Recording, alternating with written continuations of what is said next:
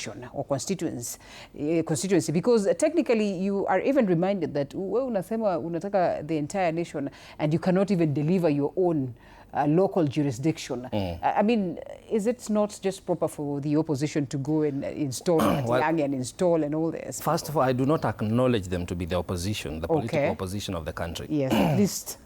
In my opinion, yes, the real opposition is the people. The real opposition is we. These are representatives of... No, they are not. This, if you look at them, this is a coalition of the deputies. Everybody in that lot is a deputy or former CS. Yes. Yes, at most. And these are people who are rejected by their principles, especially in the last election and thereafter. Okay. Right? Or who did not make it. Now, for one reason or the other, they fell off. And that's why I try to persuade Kenyans that let's not get into personal dispute between the impeached character called the former deputy president and the incumbent president.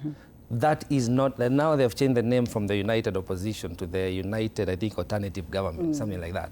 That, in my opinion, is just seasoned politicians who are trying to whip emotions.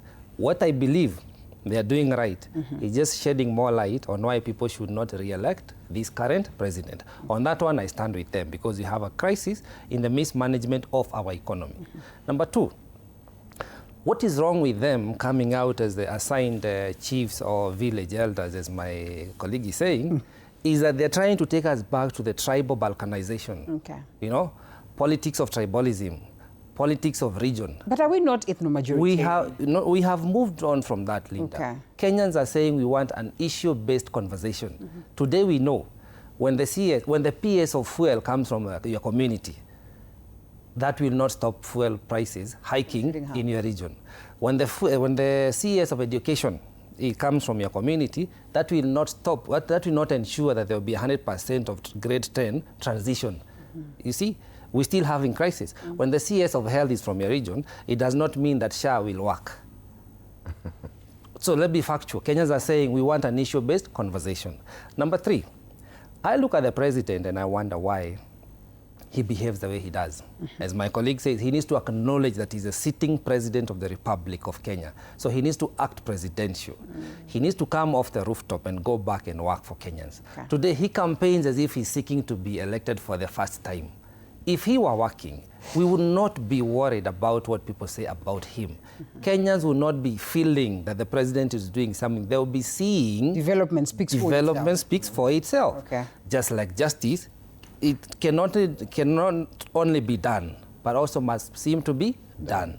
Today, when we talk about the cost of living, my colleagues will agree, it cuts across the country. The cost of living is an all-time high. They may talk about reduced inflation, but the buying power of the common mwananchi continues to dwindle. So the president, by his own right, as he has chosen, he's playing to the politics of the rejected politicians who are trying to mislead the country on tribal lines and this regional balkanization as well. There, he is failing miserably. He should focus on delivering what he can before his term matures. I remind you again, in 68 weeks, deliver for Kenyans on the mandate he was given. Kenyans are not supposed to be led by presidential decree. He comes to your region and gives you tarmac, gives you a hospital, gives you money for a market. No, we have a constitution. We have a devolution system. We have the national and the devolved government. The president should support the system to work. When he he supported Nairobi? No, that is corruption 101.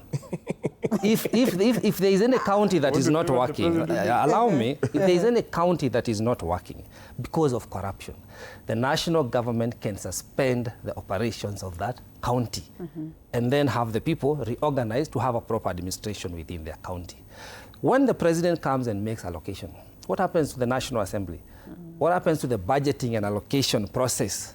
Because all projects, remember, they have to be budgeted for and resources have to be allocated. Right. So now he's the chief captain who runs the budget, allocates projects, and finances them at will.